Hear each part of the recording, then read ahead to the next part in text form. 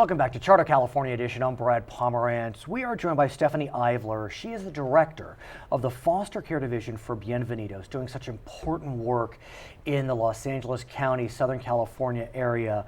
Before we talk, Stephanie, about the Foster Care Division, I want to learn more about Bienvenidos. And I also want to mention that after we speak with Stephanie, she's going to be joined by Shipman, who is a foster care parent herself.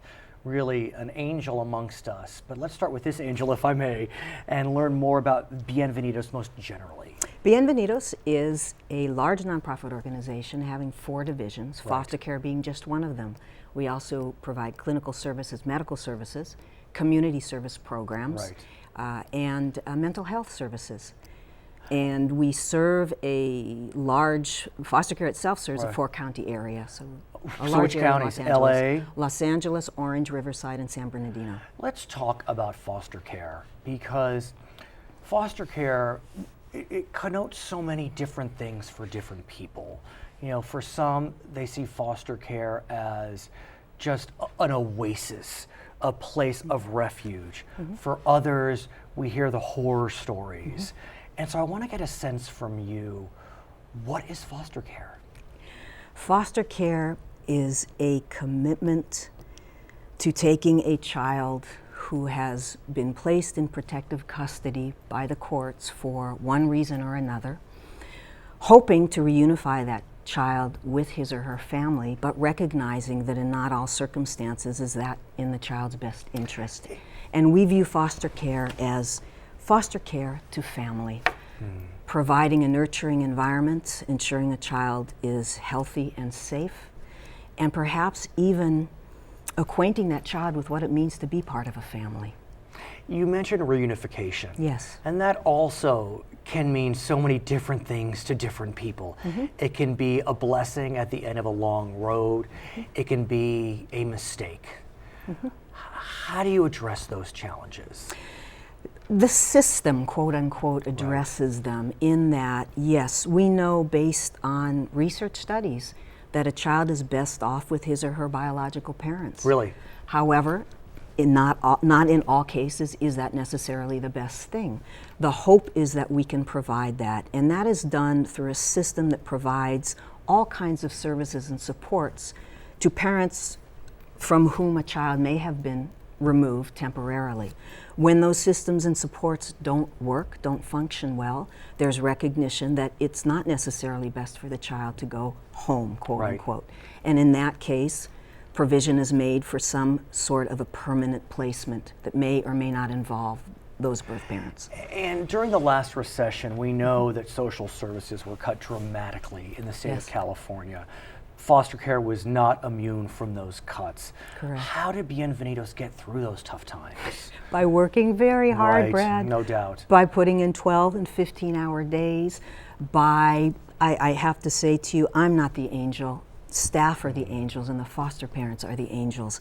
A commitment to provide whatever these children and these families need, when they need it, whether it's 3 in the morning, it's Sunday, it's an emergency call, whatever it is, they're there. And so how is Bienvenidos doing on the other side? I think it's fair to say that when we look at state funding, social services has not been fully restored. Yes. K-12 has been fully restored, but not social services. How are you doing? How's the organization? It's very hard. Rates have been frozen for about 10 years.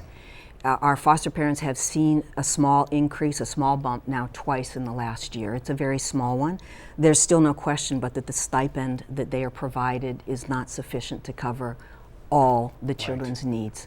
And so we stretch. We've got, Bienvenidos is blessed with a marvelous external affairs department, fundraising department. So you do get outside funds. We do. One can donate to Bienvenidos. Yes, at absolutely. Bienvenidos.org. Okay. Yes, please. Fair enough. Yes, Fair enough. Yes. And what about those that may want to get involved in Bienvenidos? It may be that they can't be a foster parent for whatever reason, but are there opportunities?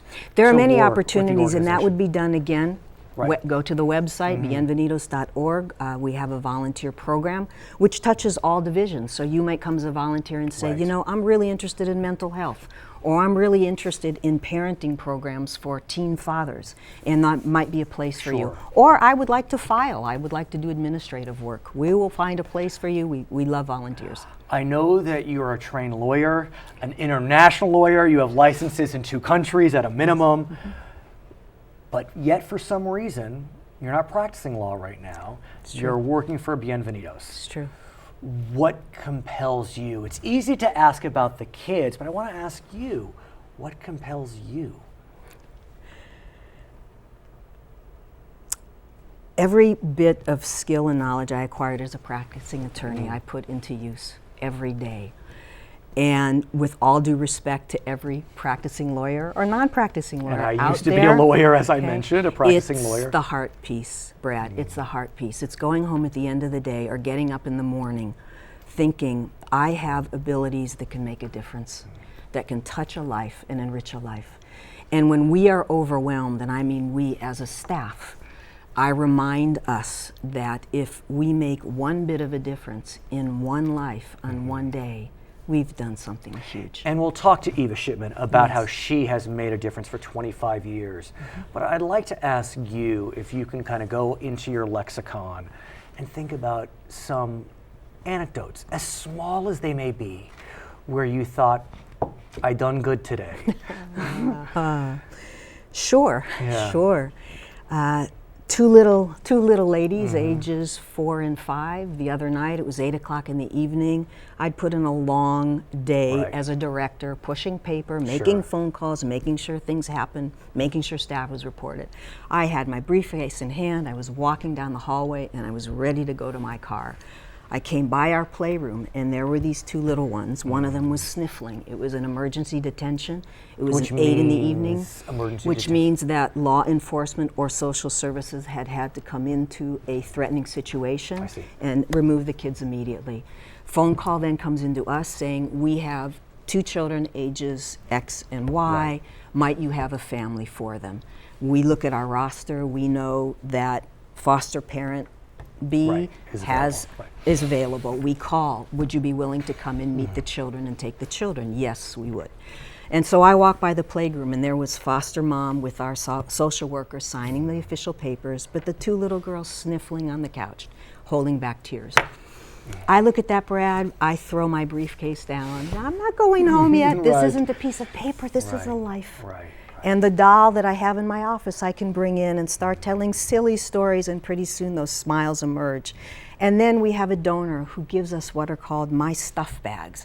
And in those little duffel bags is a fuzzy blanket and a doll and a stuffed animal and a book. And we brought those into the little girls, and they opened them, and the smiles come to their faces. But the really neat piece was that when I finally am trudging out to my car, and the 2 little ones are walking off with foster mom to their car, those stuff bags were as big as they were, but they slung them over their shoulders Right. and they walked with them. That's all I need. And they're ready to go. That's it. Yeah. What will happen to them? I'm not seeking confidential information, Yes. but just as a metaphor, Okay. what will happen to them?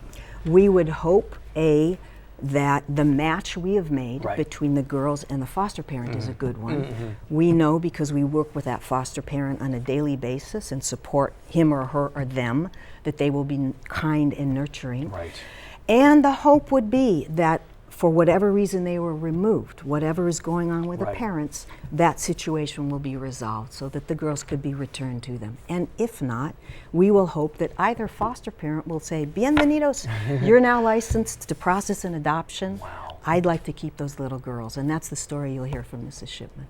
Who is really so humble in her appearance, but yet so majestic in her beauty and in what she's done for so many years. And I am so glad, Stephanie, that you have brought Eva Shipman to speak with us, because I've never met someone like her, and I can't wait for you to meet her. When we come back, we'll be speaking with Eva Shipman, a foster parent for over 25 years at Bienvenidos. I'm Brad Pomerance. It's Charter California Edition.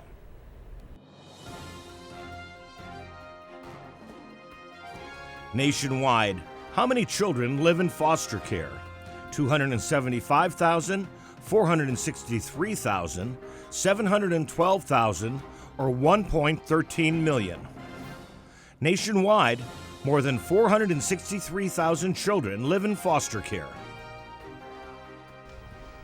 Welcome back to Charter California Edition. I'm Brad Pomerance. We are now joined by Eva Shipman. She is a foster parent with Bienvenidos. Stephanie Ivler, we thank you for joining her. You're the director of the foster care division for Bienvenidos. Eva, since 1986, you have fostered over 150 children. Yes. How did a nice lady like you wind up fostering over 150 children in, 25, 26, 27 years? Well, it started with a bulletin from the church, really. Literally? Yeah, literally started there. I was working a night job, and we went to church that morning and opened the bulletin and said, foster parents needed. And I thought, well, maybe this is something that I can do. Maybe. Yeah. Maybe. So I signed up for it, and 2 days later, I got a phone call. We took the class, and I've been fostering ever since. And mind you, you at the time had 4 children. I guess they were high school to college age at that point.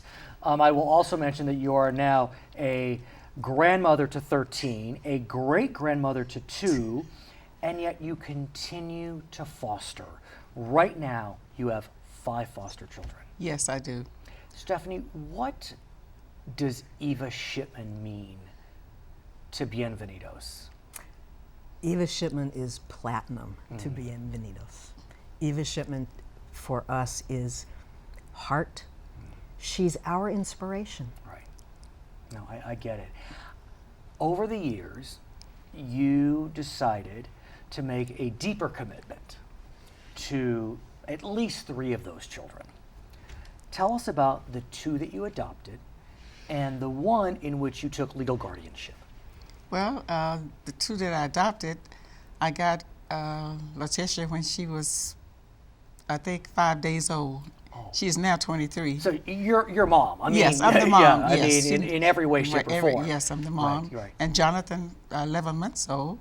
And let me ask you about Jonathan, because Jonathan is special in many different ways. Yes. Why don't you tell us about how he's special in many different ways? You know, people call it, special need, but we never treated Jonathan any different. It just takes him longer to do things than anybody else, If I may ask, Stephanie, what is the situation with Jonathan, if I may ask? I would answer you actually in exactly the same way, Brad. John has diverse needs, diversely able. Yeah. And the outside world labels this special needs or disability, and we choose not to view it that way.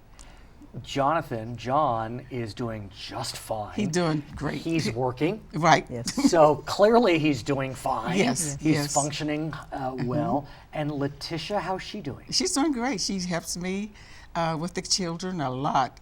She got laid off a job, so it was a blessing for me. Yeah, I was going to say. And then tell us about the 1 in which you took legal guardianship. What's her name? Kiana. Kiana. Oh, she's such a sweet little girl. She's sweet. I still sweet see her all at 25. At 25, Sweet yes. little at 25. She got married, like I said, 3 years ago. Right. Kiana was against it, but it worked. Okay. It's working out fine. And she married a guy that was in foster care also. Interesting. So it's worked out fine. Have any of those 3 given you grandchildren? Not yet. They will. Thank God. or if that's their path. Right. If that's their path. What has been the most gratifying element for you as a foster parent? Just seeing the kids react from a different environment. Right. And how they can learn, and meeting their families, and and interacting with them, and some go home and some get adopted. What's been the most challenging? Well, I had a case, a 14-year-old. Her name is Stacy. I call it my Stacy case. She was 14 years old, and I didn't take older kids at that time. Oh, I see. But I had kids around her age. Right. And so my supervisor said, "Why don't you try it?" And I said, "Well, I don't know about that." But I did. And it turned out to be a blessing because she really gave me a hard time. But the blessing was? Yeah, but the blessing was I didn't give up on her. And she's told me one day, she said, I just wanted you to know that I wanted to see if you was going to do what you said you was going to do. I told her I was getting rid of it, but I changed my mind, and I kept her, and I'm so happy I did. Do you know how she's doing? She's doing great. I see her all the time. It's She's a blessing. interesting that Eva mentions the fostering of older children, and I have to think Yes. that is one of the biggest challenges for Yes. Bienvenidos. Yes, in fact, there are two, Brad, infants and teenagers. Yes. So in are some the ways, I would have greatest thought need. infants, because they're a blank palette, but I Yes. guess it's a challenge. There Sleep is. and everything. And yeah. It is a challenge, Right. that, and the courts are adamant about visitation for infants, again, strongly pushing family reunification. So a foster parent who takes an infant also takes on a commitment to make sure that that infant sees his or her biological parents. It could be 3 times a week. I had a friend, this is a remarkable story. She got a call one day from a hospital saying that her sister, whom she had not seen, had just delivered. The sister was an adult. The baby had amphetamines in his system, and either she take the child or the child would be referred out. Right. Yes. She took the child, and boy, I mean, I'm getting chills because I know this child. He is the most handsome, tall boy you've ever seen. He is the star of the family. And she was a foster parent ultimately, and that's what she became. And then she adopted the child. And but you just don't know at any moment that can happen. And for Right, you, yes. it's happened 150 times. Right. What would you say to someone who's thinking, maybe I want to become a foster parent? I would say pray. Pray a lot. Pray to God. But aside from prayers, and give it a try, because it is rewarding. It really is. It's been a blessing to me.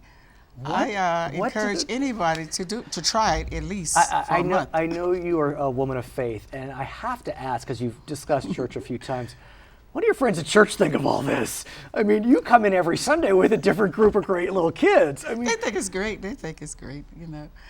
They say, "Oh, I don't know how you do it," but then they say, "I know it's by the grace of God that you can do it."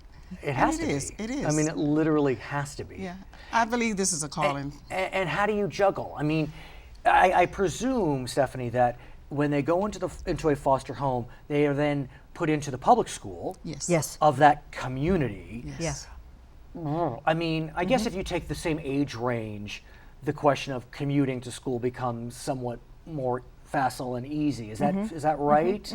Well, this is part of the commitment of fostering and yes. being a foster parent. You are embracing a child as your own, and just as you, Brad, would make sure that your son gets to soccer practice and gets to school, our foster parents are doing that with their children. We provide as a team as well. I do want to say that the Bienvenidos team is extremely supportive. These are social workers whose job and whose passion is helping foster parents out, making sure that things happen the way they should happen. And are the public schools equipped? Are they aware? I mean, I presume that the public school in your neighborhood knows all about you. Yes, they do. They do. And so when you walk in, they just sign Right, the forms right, and off they go. right. But Yeah. are they prepared? I mean, do they understand the obligations? I would say so. I would say that the heart and the intent is always there. Sure. The reality in practice is sometimes it takes educating and understand. sometimes it takes talking and all of that. But this is something Right, that that's we your are job. equipped to do. Right. Exactly. And what about that whole notion of education? I mean, one would hope that if a child is placed in foster care, that the placement, at some level is long enough that they can Yes. ease into the school and at least, finish a year or whatever, but that's not always the case. So how do you work with these kids with school and education and? Well, like I said, I have 3 in school right now. Right. So Of the 5, 3, of the right, 5, 3 right. is, 3 is in school.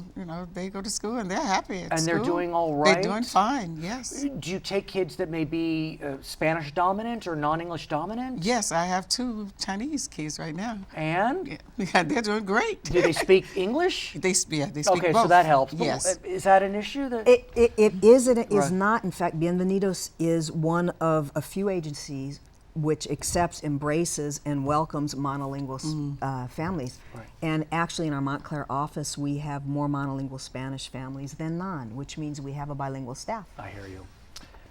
Thank you. You're welcome. You are sent from God, both Well, of you. thank you. My name is Brad Pomerance. This is Charter California Edition.